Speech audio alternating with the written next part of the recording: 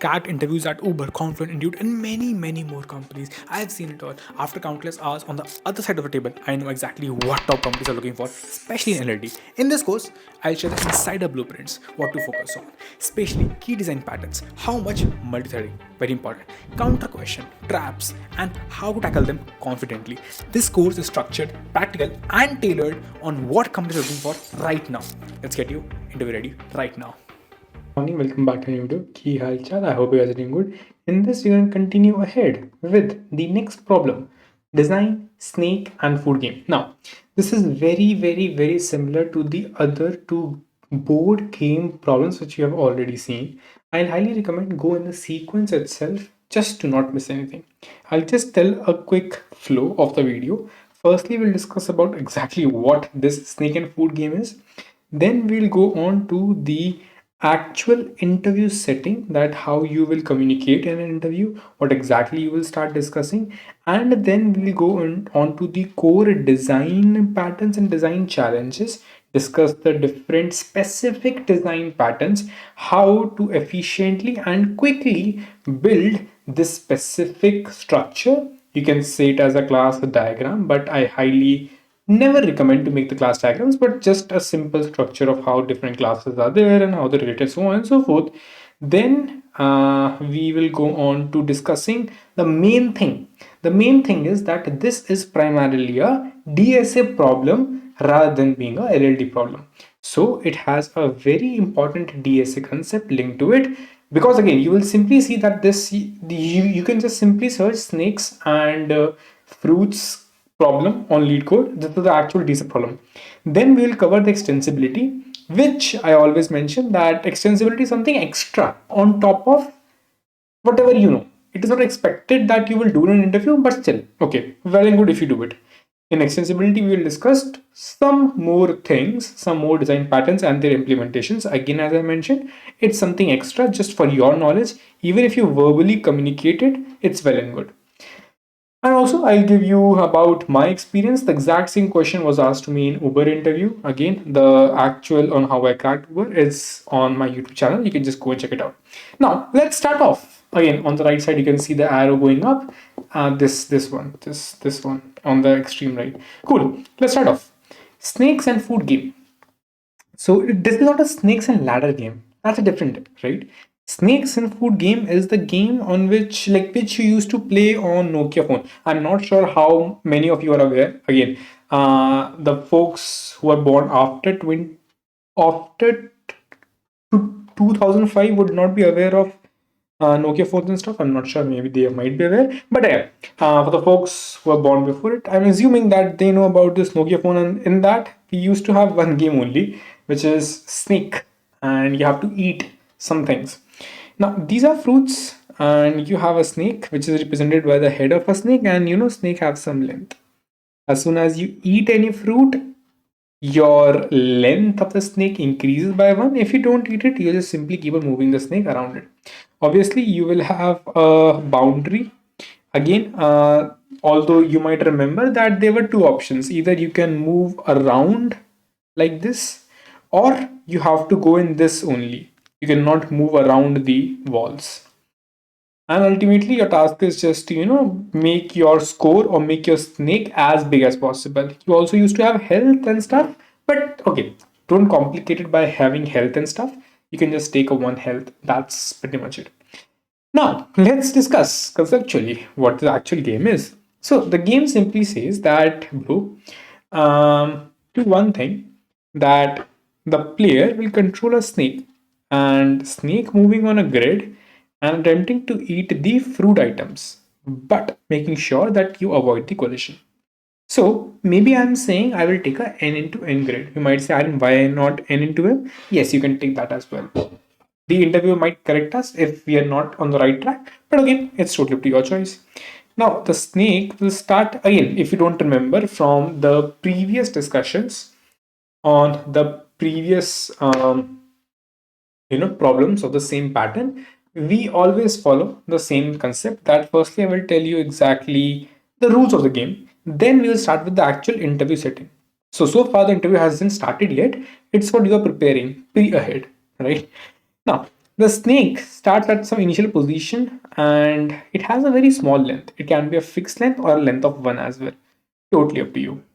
Then you as a player just click on left, right, up or down just to move the head of your snake. Obviously, to move the snake, I can just move the head. And the way I move the head, obviously, with that, my entire body of snake will just follow. Now, the snake moves only one step at a time and in the given chosen direction, whichever I have.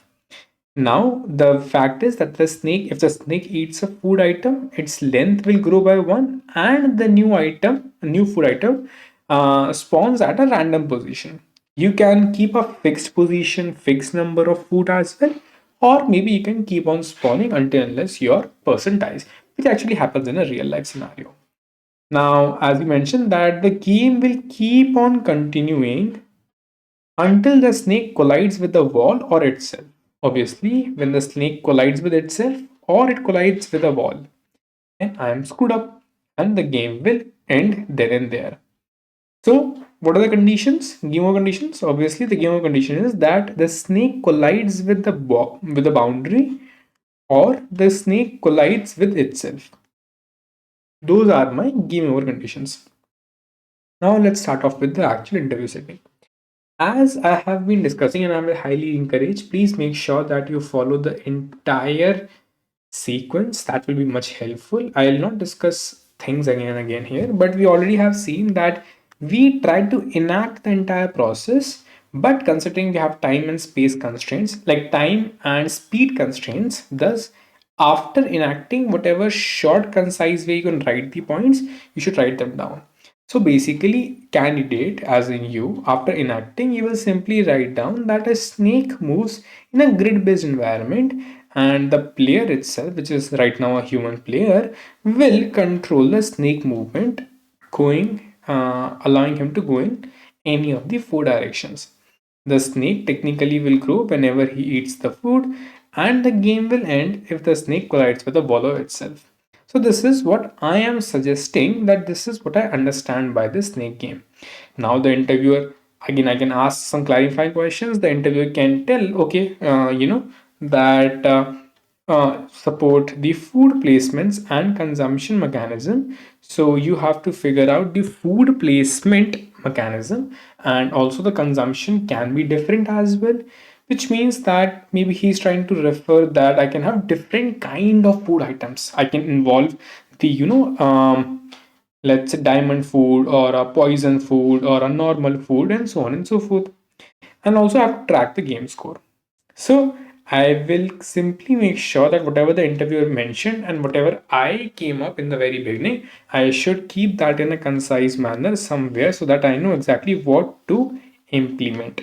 I'll say that I have a game grid and I have a specific within height, because the interviewer mentioned that you will have to take a within height dimensions. So I just said, okay, I will no more take a n cross n, I will take a n cross m with this within height. And again, I will have a snake, single snake, and this is controlled by the player. Now the player can be anything, but right now we are just referring a human player. Now a food object will appear at some predefined position. I'm not referring some random location right now, but obviously I can go ahead with putting up at random locations as well.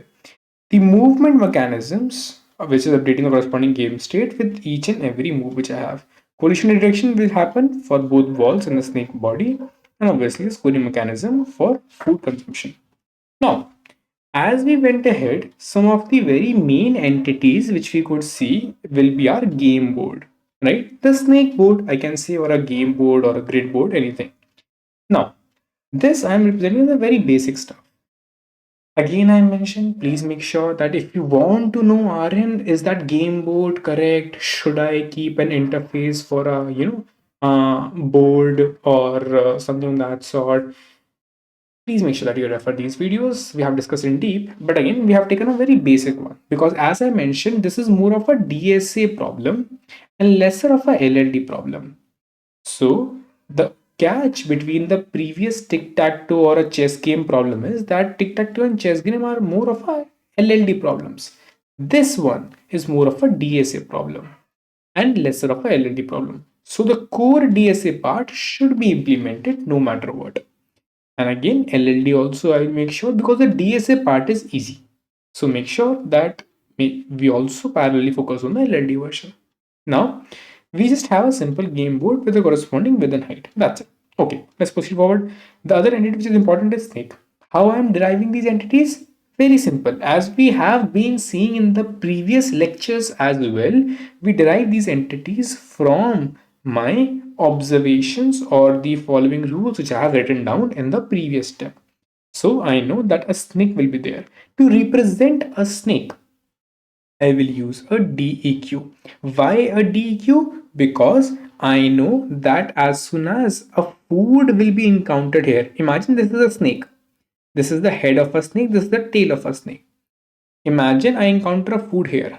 So obviously I will increase the length, right? Imagine even if I don't encounter a food, I will move myself forward. So my entire body technically should move like this. So what happened here? The thing which happened here is I incorporated one more cell into me and I removed something from my end.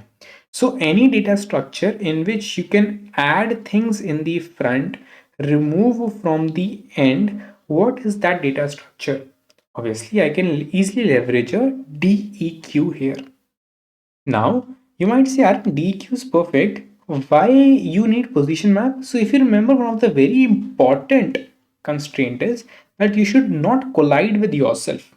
Now, you have to make sure that what is your location. Walls are fixed. Walls are fixed. Boundary walls are fixed. So it is easy to figure out if you collide with a boundary. But if you're not colliding with yourself, how to know that? Because obviously, as the snake keeps on moving, the location keeps on changing. So this is to keep track of your location, your as in snake's location. Now I will just simply initialize that. As we mentioned, it will depend from interviewer to interviewer that what they want as a default size of snake or default position of snake. We just have put up a default position and size of snake as, just simply very basic one. Now, one more thing is food entity. I will need a snake needs to eat a food. Again, whenever I say I mean snake. Although I will refer snake from now because I'm not a snake. Cool. Now, the food will be having its corresponding positions because food will be at its corresponding positions. Now, I will also maintain the current food index, which may or may not be used depending upon how complex you want to build this up. And next, I will have a corresponding snake game. Snake game will be the actual main game, which will have my board, snake, and food. These are the three main entities which I could build up with the help of what? With the help of my problem statement. My snake will be there, my food will be there, and my actual board will be there. And to actually handle that, I can do that in my snake game class. Now comes the fun part, the design challenges. As we had been seeing in the previous problems as well, we will use the same design challenges and same design solutions. So, the on the high level, we have these five things which we had already seen. How to cater them? I will use strategy for my snake movement. What I mean by that is either it can be a human player which does manually input of directions, or it can be a AI player. So basically it's a playing strategy as in snake movement playing strategy.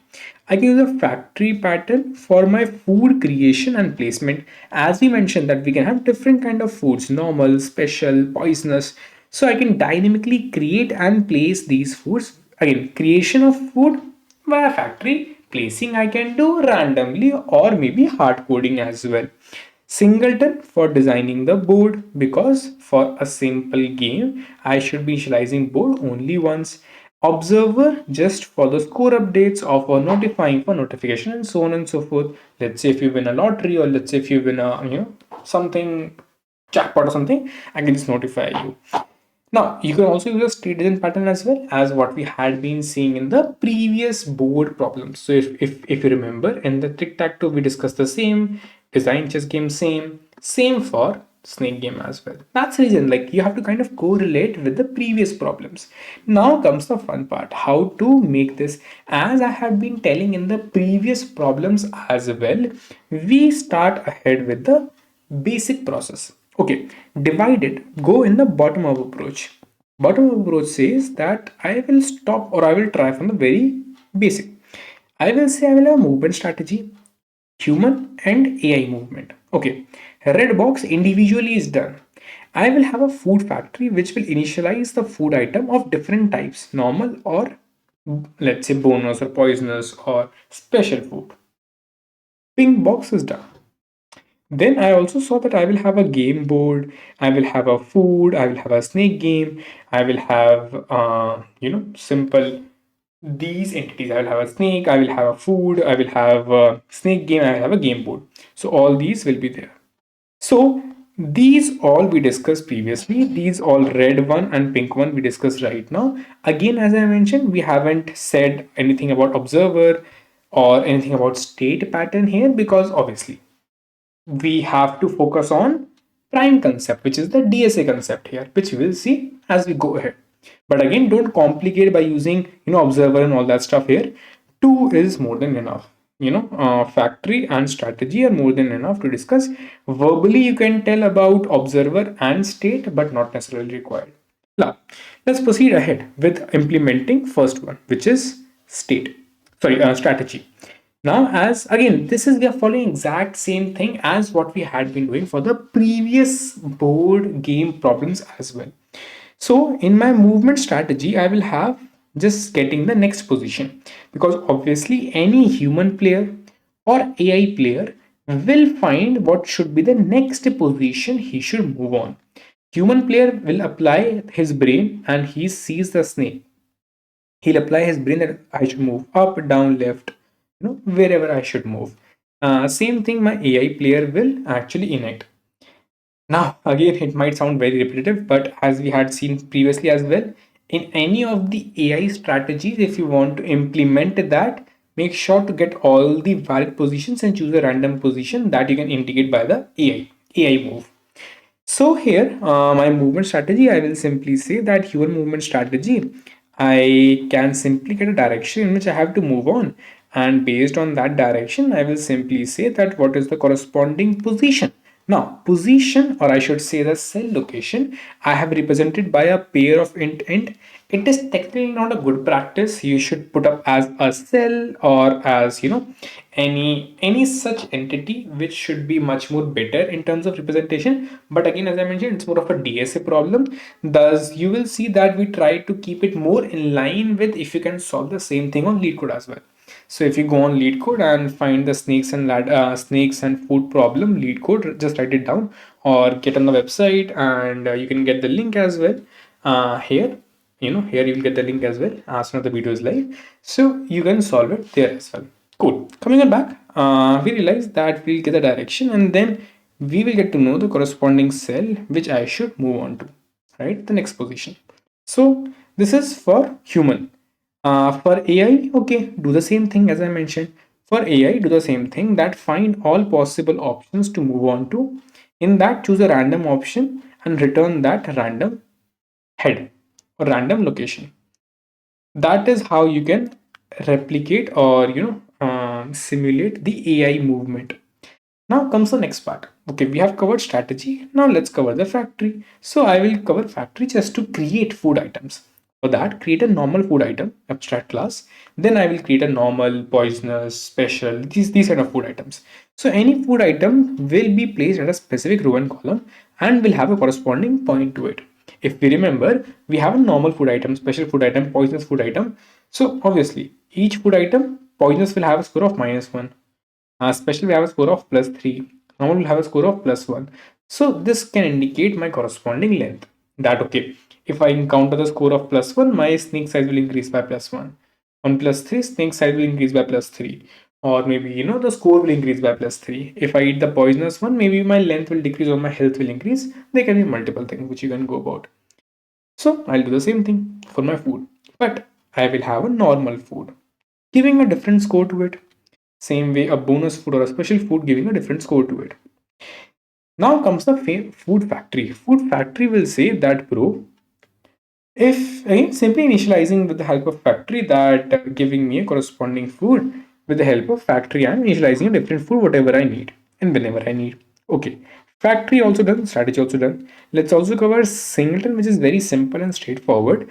Singleton for what? For the game board, which means for the board I want to initialize that board exactly once. So firstly, I will make my game board class that I will simply keep it singleton. If you don't know what singleton is or how to implement it, I will not go into deep. Simply make sure that we have covered our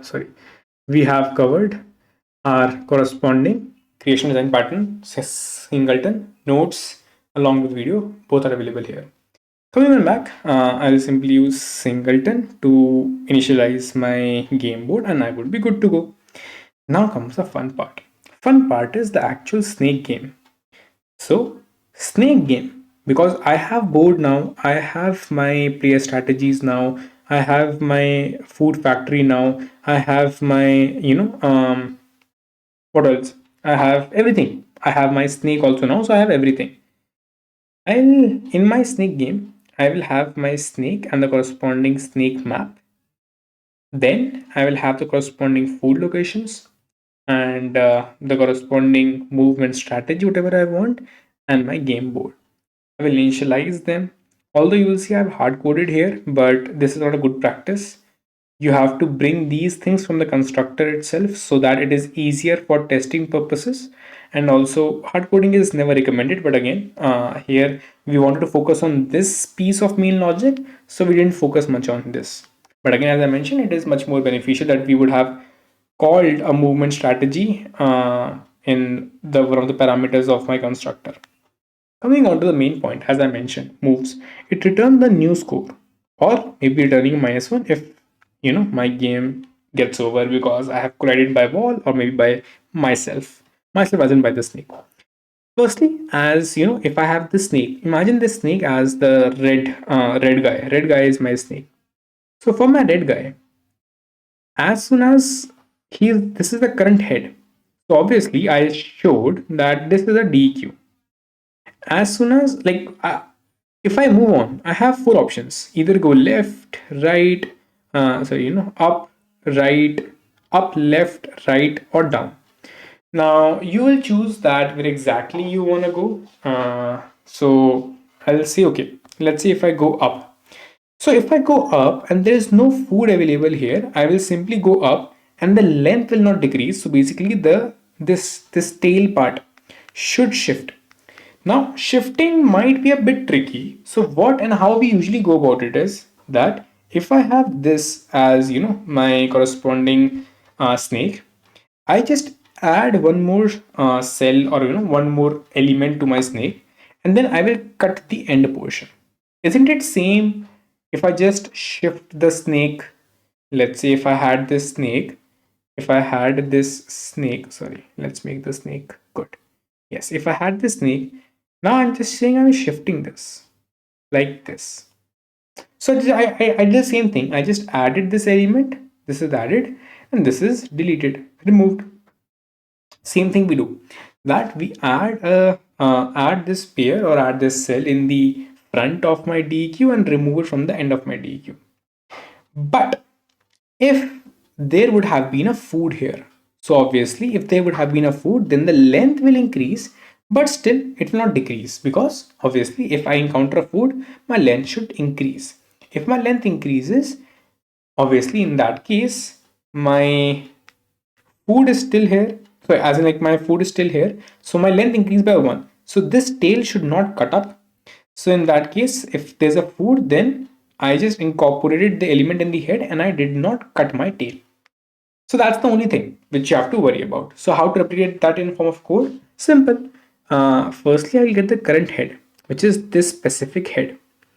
Then I will find the new head based on the direction I wanted to go to. So based on the direction which the human player in this case input, I will find the new head. Whatever will be my new head. Let's say this is my new head. Now I will check that will it cross the boundary. because obviously if it crosses the boundary of, let's say, if here it would have been the boundary itself, then I would have like it would have screwed up. I'll check if it has crossed the boundary, and I will also check if it bites itself. Then I will find the current tail as well. Current tail. Why this is required? Because if there would not have been a food at the current or at the new head, my tail would have to get removed. So now I have current tail, I have new head, I have current head, I have these two conditions, crosses boundary or bites itself.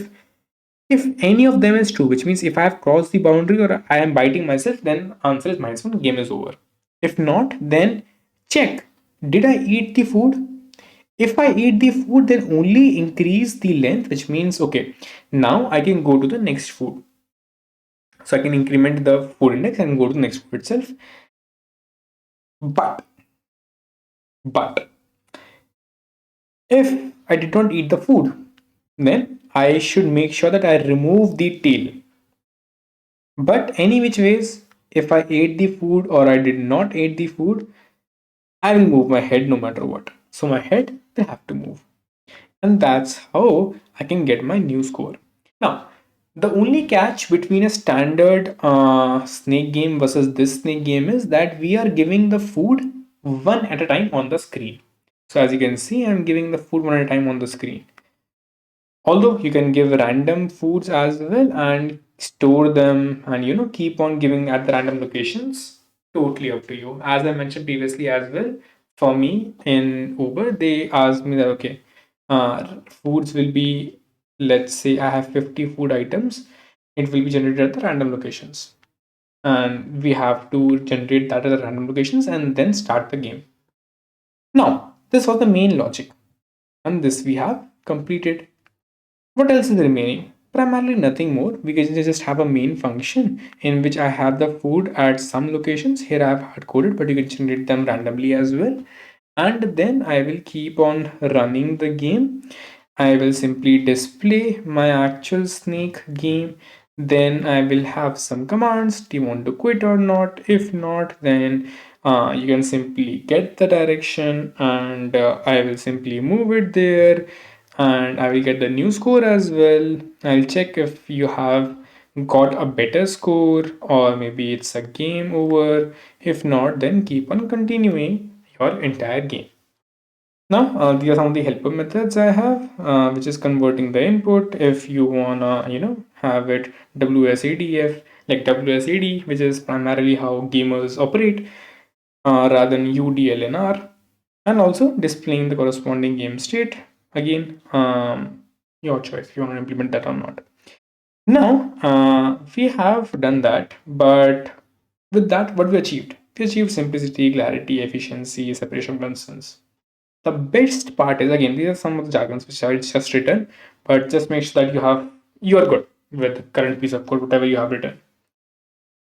Extensibility is a bit important. One very standard stuff. If the interview would have mentioned some fixed size, then we could have covered that extensibility, different board size. Although we had already covered different board size, but what if you had hard coded a board size here? Then you can cover different board size in the extensibility portion. More important stuff is observer, that game event tracking. So I can have a simple game observer and the corresponding console game listener. Again, keeping a very simple observer, the same as what we tried to do in the previous videos. As I mentioned, this is not a problem specifically for observer. For that, we have inventory management, right? We have the current system, which are much more of observer problems. But this one is more of a strategy, more of a factory problem. Now, how we can implement that? We can have a simple game observer which will say that, bro, on move, on food, on game over. Just simply let me know that you have to notify me. So I right now have a very simple dummy implementations here, just a simple S out. But how I can use that in my main function? But before that, I will just simply make sure that my observer is initialized. I'm adding the observers, based on whatever is needed, or what all observers are needed for me. How it will be used? I will notify game over. Notify game over will simply call the observer which I have added here and then call a game over on those observers. Same way for score update as well. I'll just call score update on those observers. So if I go down, I have the corresponding score update. Again, don't worry about the notes and stuff. All notes will be available on the website. Again, you can find the notes from here as well, article section, or as we see that in LLD, like again, each individual problem will have this kind of a stuff which you can point and get to the different link altogether. Now, what else? Obviously, as I mentioned, the question which was asked to me that if you have no walls, there's nothing much change. The only thing is that now the snake has to wrap around the edges when it reaches the boundary. So now there is no boundary. As the snake reaches here, goes here, it has to wrap around and come from the left side. That's the only thing which is changed. So how I can cater that? I can simply say that bro, you have a wrap position. You get a new row and column. Just simply wrap around the height and the width, and you will get the new position or a new cell or a new location. And that's the logic. With that in mind, I will like my new head will wrap around, and again, that will be the change which I have to cater to. What else? Obviously, I will have to pass in my hash map by saying, okay, does it have a wall or not? If not, then I will cater both the conditions that, I can give both the variations of a wall of with a wall and without a wall to my corresponding input by simply having one condition and catering that condition in the entire code base. What else? I guess nothing more because we are able to get to a very good state with covering more extensibility problems, and we were able to cover good modular, extensible, and maintainable code. And again, it's a bit flexible. We can add different game strategies. We can add different food items, or how different food items can be created and stuff. So what we achieved custom board sizes, we achieved different game states, wall and no wall, which is important. And also we have covered more of event tracking via observer. Again, not required, but still better. So that's how we end that because it's a problem solving question. We should focus on that part first. Again, this thing lies or is same for let's say splitwise. Splitwise is more of a DP with bit masking question, or you can say a backtracking question as well, but the most optimal solution is DP with bit masking. So these kind of problems are more of a DSA based problems. LLD takes a backseat in these cases. Same way for this one. It's more of a DSA based problem. LLD takes a backseat, but still they are covered as LLD because you still want to discuss about design expertise and design patterns. And again, ability to write or build modular, extensible, and maintainable code. Cool. I hope you guys liked it. Make sure that with the like target of 250 likes. See you next video then. Goodbye. Take care.